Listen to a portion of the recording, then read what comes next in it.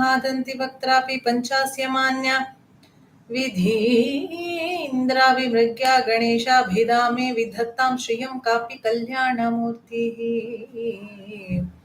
मयूराधिरूढं महावाक्यरूढं मनोहारिगेहं महच्चित्तदेहं मयि देवदेवं महादेव बालं महावेदभावं भजे लोकपालम् तोर्भिर्युक्ता चतुर्भिस्फटिकमणिमयीम् अक्षमालां ददानां हस्तेनैकेन पद्मं सितमपि च शुकं पुस्तकं चापरेण भासा कुन्देन्दुशङ्खस्फटिकमणिनिभा भासमाना समाना सा मे वाग्देवतेयं निवसतु वदने सर्वदा सुप्रसन्ना ऐंकार ह्रींकार रहस्ययुक्त श्रींकार गूढार्थमहाविभूत्या ओंकार मर्म प्रतिपादिनीभ्यां नमो नमः श्री गुरुपादुकाभ्यां सदा शिवसमारंभां शंकराचार्यमध्यमाम् अस्मदाचार्यपर्यन्तां वन्दे गुरुपरम्पराम् कुण्डलिकुमारि कुटिले चण्डे चराचर सवित्रि चामुण्डे गुणिनी गुहारिणि गुह्ये गुरुमूर्ते त्वां Namami Kamakshi. A very good evening to all of you. Today we are going to talk and experience about the divine feminine, the goddess, not in some temple or in some idol, but within us, amongst us, as the Shakti. Navaratri is all about these inner battles where we realize, or it's a time to realize rather, that the Devi is within us and she manifests every moment in everything that we do, in everything that we think, and in everything that we say. In our courage, in our clarity, in our compassion, in our resilience. The battles that we hear about in the Puranas, in Markandeya Purana, in Devi Mahatmya, in Devi Bhagavata Purana, they're not only Puranic tales, they're actually allegories of our inner struggles. So today, let us walk through a few of these stories and see how Devi's battles are truly our own battles, battles with our own inner enemies. And this Navaratri, this Sharan Navaratri, let us experience her in our lives. So, first, I'd like you to take through the many stories, the most popular yet profound stories that we find in Devi Bhagavata, Devi Mahatmya. Almost all of us are aware, but let us also understand through these stories how we connect with that, how they're about our inner demons. So, I would like to take Devi Mahatmya as a primary text for this discussion, with obviously allied references to a lot of other texts by saints, acharyas, for better understanding. The first story that actually comes up is that of Madhu and Kaitabha, right? Okay. So, the story starts with Mahavishnu resting on the cosmic ocean. He's in Yoga Nidra. He's in deep Yoga Nidra. And from his ears arise two demons, Madhu and Kaitabha. Devi Mahatmya says, Vishnu Karnamalodbhuto. Two demons arise from the earwax of Mahavishnu. And they're called Madhu and Kaitabha. Now they're wreaking havoc in all the three worlds. And not knowing what to do, Brahma just sits and contemplates. He knows that he has to pray to the highest form of Shakti. Sarva Chaitanya Rupantam Adyam Shaktim Cha Dhimahi. And he prays to Mahamaya. he he says a beautiful stuti that's in Tantra referred to as Tantric Ratri Suktam. Tvam Swaha, Tvam Swadha, Tvam Hi Vashatkara Swaratmika. That's how the stuti starts. And Brahma goes on to give a very profound description of the Devi as Mahamaya. He is referring to the Mahamaya in the stuti. It's a very detailed, it's a very profound praise stuti for the Devi. Uh, he just surrenders completely. He says, Yaya Tvaya Jagat Srishta Jagat Patyati Yo Jagat. You are the one who creates the universe, and the universe is totally dependent on you. And therefore, he prays to her, you who are holding up Vishnu right now in Yoga Nidra, may you please leave his body. May you please awaken him so that he can fight these demons. And when he does that, Mahamaya, the Shakti Mahakali, emerges from Vishnu's Nidra. She awakens him. And with this power, Mahavishnu fights Madhu and Kaitaba. Devi Mahatmya says it's Pancha Varsha Sahasrani. The fight goes on for 5,000 years, and with his preserving intelligence, uh, Mahavishnu slays Madhu and Kaitaba. There's a very interesting anecdote here. uh, Madhu and Kaitava ask or rather grant a boon to Mahavishnu because the war didn't seem to end anywhere. And Mahavishnu says, yes, I do want a boon, and the boon is that I should be able to slay both of you. And that's how the story says, you know, attacking them psychologically as well. Mahavishnu was able to defeat them. But in the story, the success is attributed to uh, Mahamaya in the form of Mahakali, right? But we need to understand the deeper context here. There's a lot of inner symbolism in this story. Madhu stands for indulgence. So in Sanskrit, Madhu means extreme sweet, right?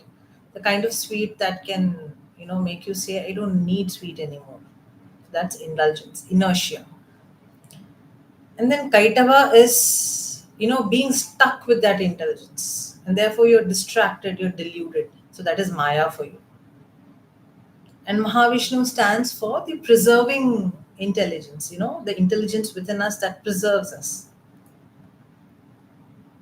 So when the preserving intelligence was asleep in Yoga Nidra, the Maya, Mahakali had to be awakened.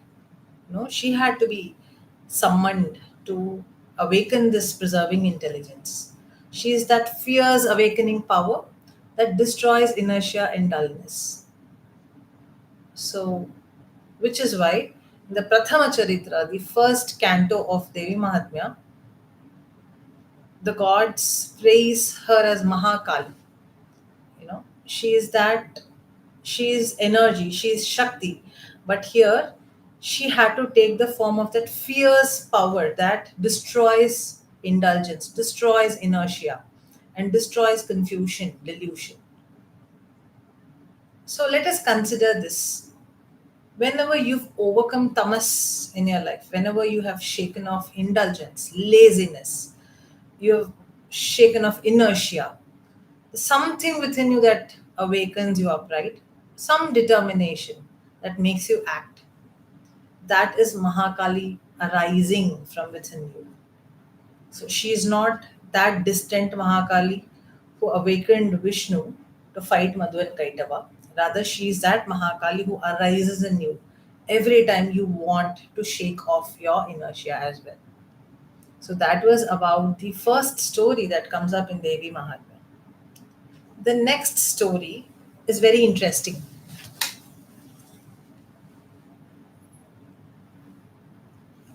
It's called Madhyama Charitra in Devi Mahatmya.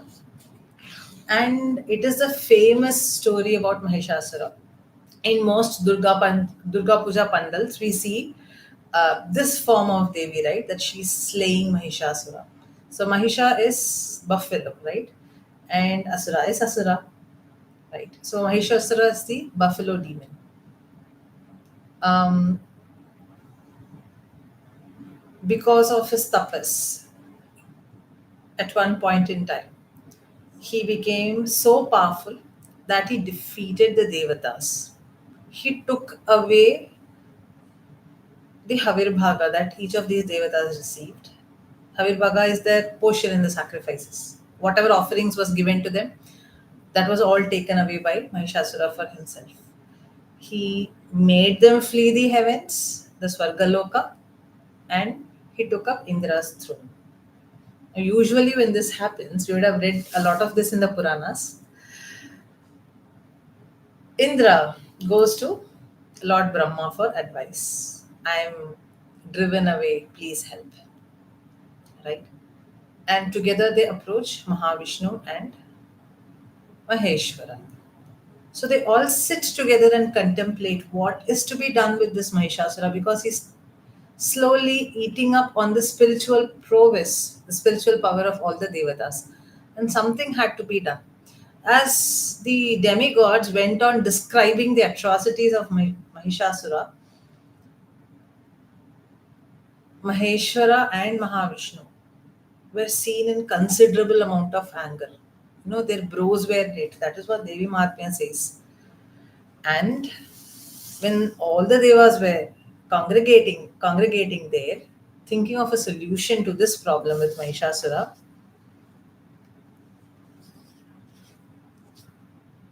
there arose boundless light. Anyesham chaiva devanam shakradinam sharirataha निर्गतं सुमहत्तेजस् चैक्यं समगच्छत अतीव तेजसः कूटं ज्वलन्तमिव पर्वतं तदृशस्ते सुरास्तत्र ज्वाला व्याप्त दिगंतरम.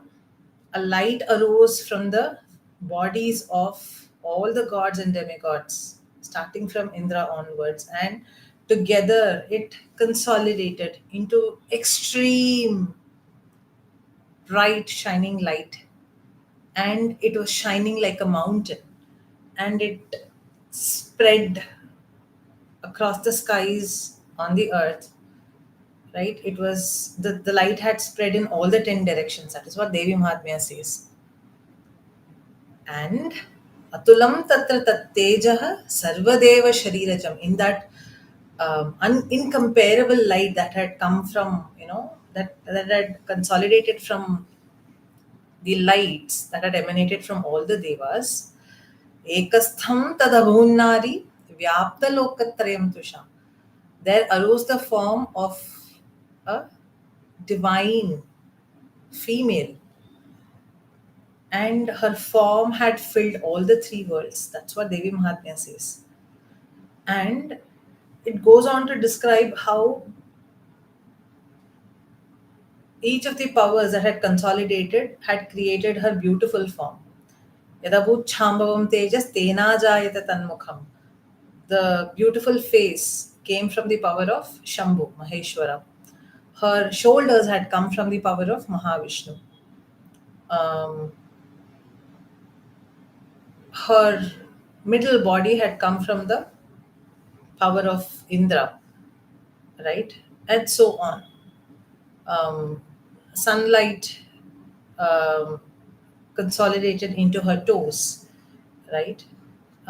And so on. There's this beautiful description of how each of her body parts, I mean, each of her, uh, the beautiful parts of her divine form actually came from the power of each of the devas. And finally, when that beautiful form was conceived and consolidated, each of the devatas gave away their powers, their respective weapons to this Devi. So she took the form of a beautiful maiden, but with a fierce attitude. There were 18 arms holding 18 different weapons, and she was riding the lion, so which is a symbolism for dharma, right? And as she rode the lion, and as she entered the battlefield, Mahishasura's battlefield, the demons were spellbound. They didn't know what to do. They were basically surprised that a feminine form actually walked into the battlefield. And she looked astoundingly beautiful but intensely fierce. And she gave this huge laughter which filled all the three worlds. And everybody was so frightened by that, right? And she first defeated all of Mahishasura's armies. This is beautiful description about how each army consisted of lakhs of chariots, lakhs of trained warriors, and she defeated all of them. Um, some got their throat cut, some got their limbs cut, some got their bodies cut into half, and it was a bloody battle. Fields of rivers of blood flowed. That is what Devi Mahatmya says, and the Devi did that all by herself. And Mahishasura was spellbound because he didn't know what to do now. He had never seen a feminine form, which was beautiful yet fierce, do this. Right? And finally, when it seemed as if he was losing the battle, right? Mahishasura changed forms to deceive her. And the Devi also went behind him and finally slayed him by piercing his heart. Right? So she battled Mahishasura for 9 days. And on the 10th day, right, the defeat of Mahishasura happened, which is exactly the period of Navaratri. So the 10th day, the Vijayadashmi day, is when the Devi uh, slayed Mahishasura, right? So let us understand this beautiful story for ourselves in our purview, right? Mahishasura, when you understand the context in which Mahishasura is introduced in the story, he is basically arrogance, ego, right? He's that shape shifting pride. He has that ego that no, he is the ruler of all the three worlds now. And he was drunk in pride, right?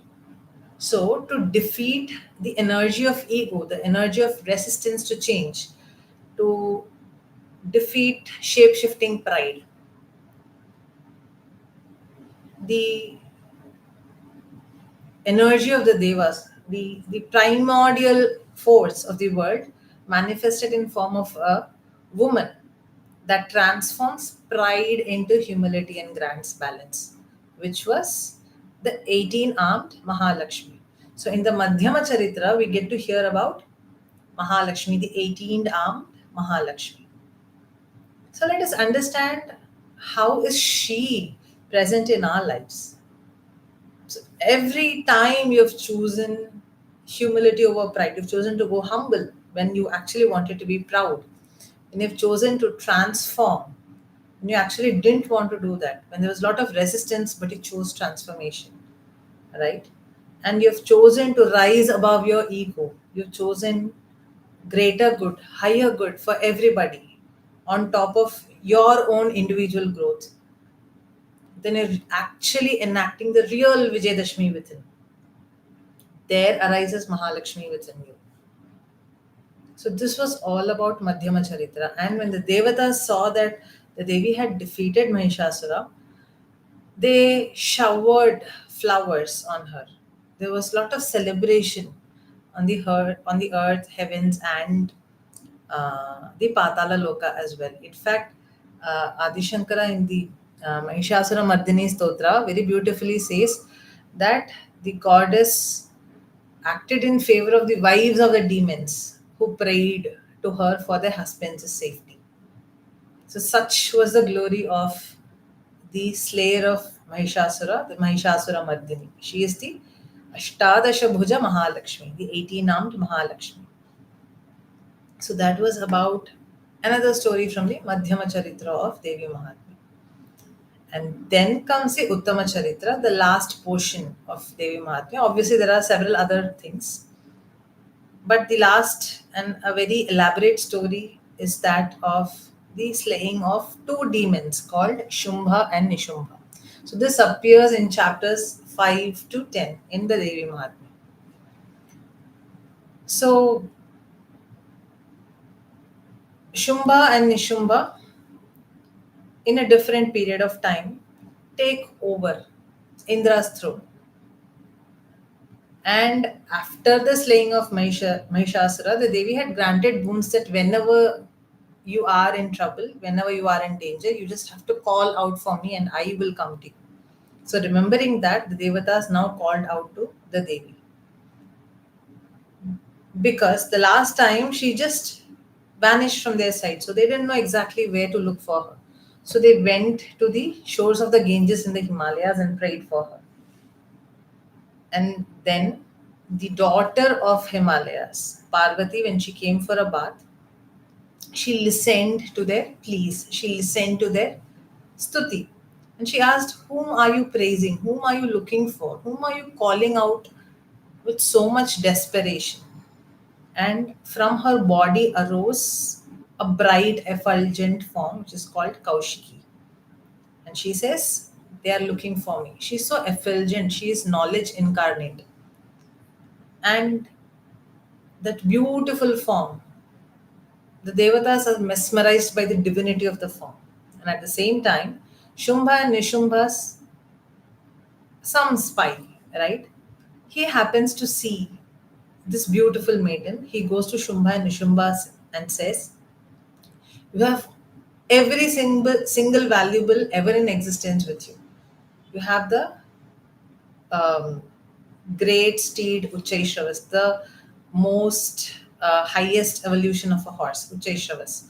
You have the greatest of stones, rubies, emeralds with you. Everything in the heavens is in your control. But somehow, I feel you deserve to have this maiden with you. You deserve to become her lord. Thus he says. So Shumbha and Nishumbha now, you know, the fire being fanned, they're curious about who this beautiful woman was and why is this spy describing so much about her, and deciding that there must be something very unique and special about her. And since they took pride in hoarding valuables, the most valuable things in the universe, they decided that this woman should also be there in my harem. So they send a messenger and ask her to come down with the messenger, who this form of Devi called Kaushiki, who has this bright effulgent form. However, Devi says, when I was young, I created a resolution. I didn't know that you were going to come ask for my hand. So I decided that anybody who has to marry me has to win me over in a battle. So this now became an open challenge to Shumba and Nishumba, right? It was a question about their prowess. So Shumba and Nishumba had to show some reaction, and they reacted by sending a demon called Dhumra Lochana along with his armies. Now, Dhumra Lochana, as you can understand with the name, his eyes were smoky. He was that terrible Asura with that terrible form. And he came with a huge army and he was given orders that if she doesn't come, drag her by her hair and bring her to me. However, as Dhumralochana approached, this makes up for a very funny story for the kids. As Dhumralochana approached, Devi just did this. So Devi Mahatmya says she did humkara. She produced the sound and Dhumralochana went into bits and pieces. He just vanished. That was the Dhumralochana Vada. It's an entire chapter, the sixth chapter of Devi Mahatmya. Says how beautifully Devi just said humkarenaiva. She just did that, and Dhumralochana vanished. His entire army ran away, saw seeing what happened to Dhumralochana. And now Shumba and Vishumba were like shocked. How can a woman do this? So she must be something, surreal. And then they send two of their most trusted lieutenants, Chanda and Munda. So the Kaushiki Devi that emanated from the form of Parvati, since she was bright and effulgent, the form of Parvati from whom this Devi came up became dark. She came to be known as Kali. And now this Kali Devi went and cut off Chanda and Munda. And therefore she was called as Chamunda Devi. Right? So she was granted boons for doing this victorious feat of slaying Chanda and Munda. And now Shumba and Nishumba were perplexed. The last card on their side was a demon called Raktabija. Now, Raktabija was peculiar. For every drop of body that shed from his blood, for every drop, a new Raktabija arose. Right?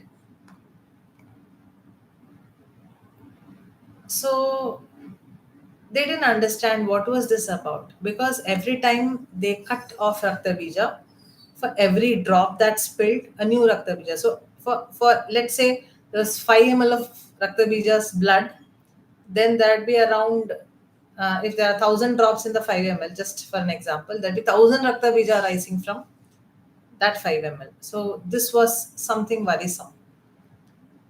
And that is when Devi Mahatmya says all the Shaktis of each of the incarnations of uh, God came over to tackle these demons. So, from the Shakti of uh, Muruga, Lord Muruga, Kartikeya came Kaumari.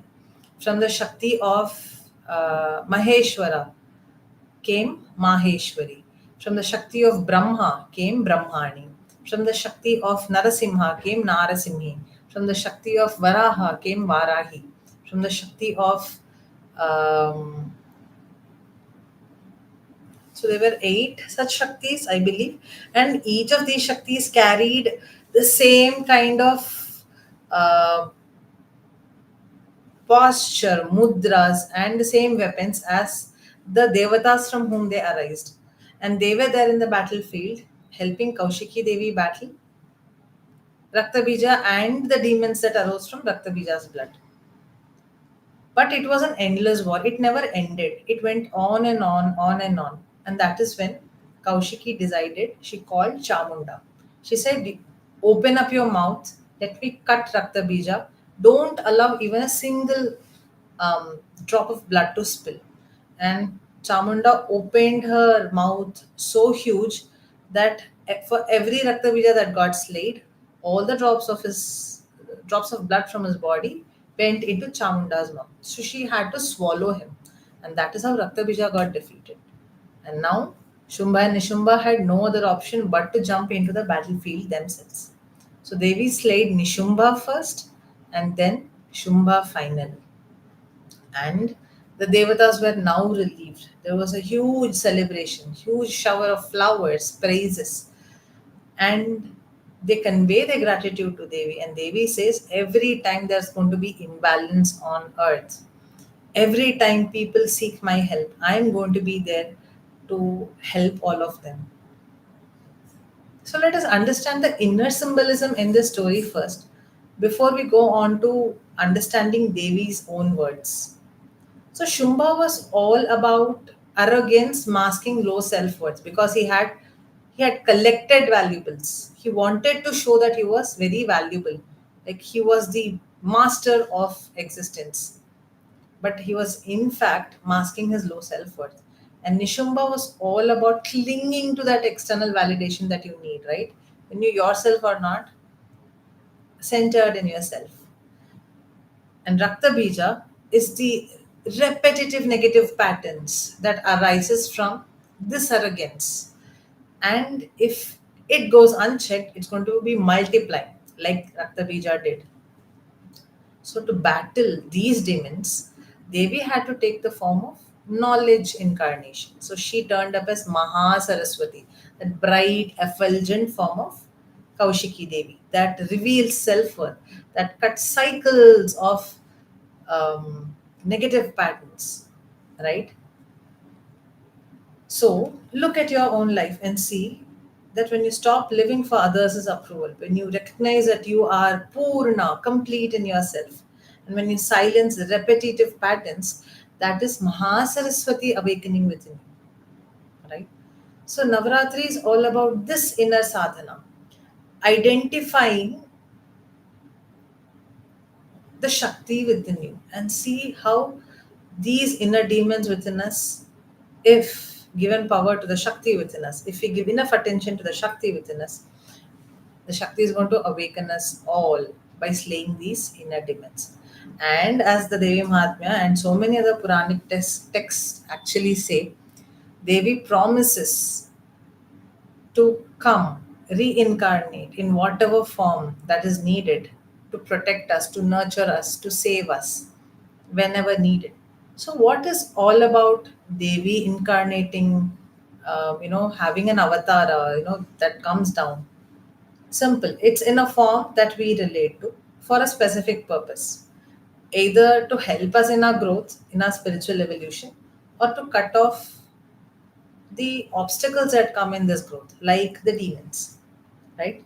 So she comes in various forms. She herself says that, she appeared in the form of Vindyavasini, then she came as Bhima, then she came as Raktadantika, she came as Brahmari. She herself says, I take various forms whenever needed for the protection of my devotees, for the protection of my children.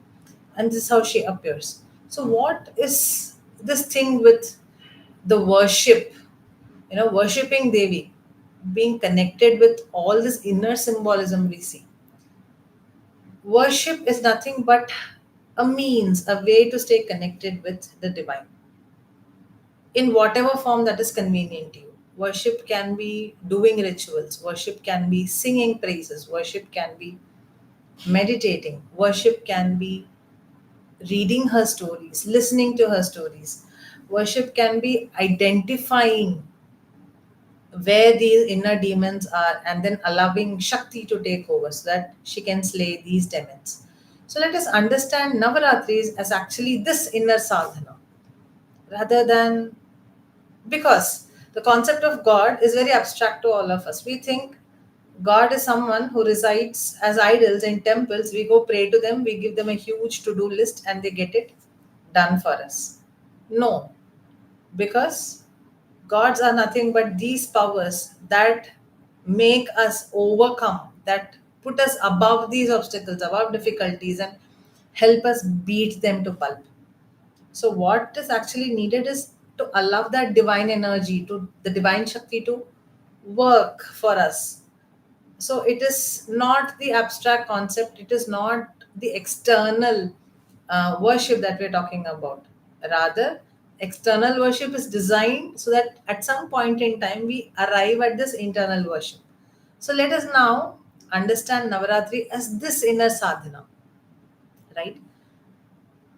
Because it's here to identify what is not for our highest good and cut them out. So let us understand Navaratri as 3 cycles of 3 days each. The first 3 day is when we worship Mahakali, who destroys the inner tamas, the laziness, the confusion, the delusion that accompanies indulgence, right? Just like Madhu and Kaitaba were. And every time we are going to beat this delusion to pulp, Mahakali arises within us. So the first 3 days of Navaratri is for us to contemplate where we have been overindulging, where we have been extremely lazy, where we have given way to confusion and delusion. And by affirming the presence of Mahakali, we are destroying this inner tamas. The next 3 days, days 4, 5, and 6, is for Mahalakshmi to take over. This is where we are removing arrogance, ego, right? Pride, shape shifting pride. There were times when we have refused change. There were times when we have refused to uh, let things go, right? We have not allowed balance to take over. So, identifying these things is when Mahalakshmi takes over. She gives us that power to cultivate that balance, that harmony, that prosperity.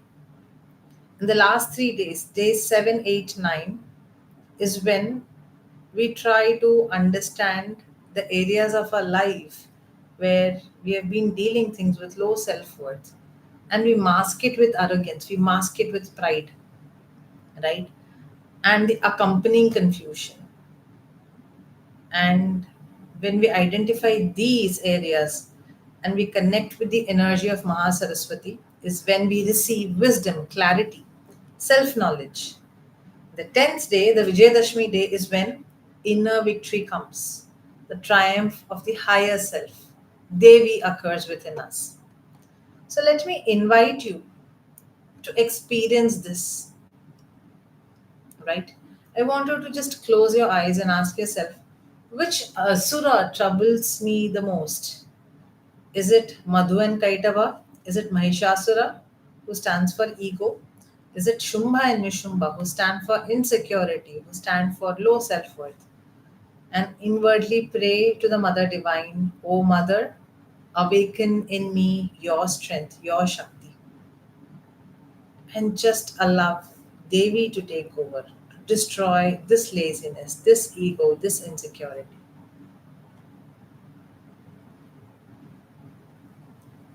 And with this, I conclude this talk.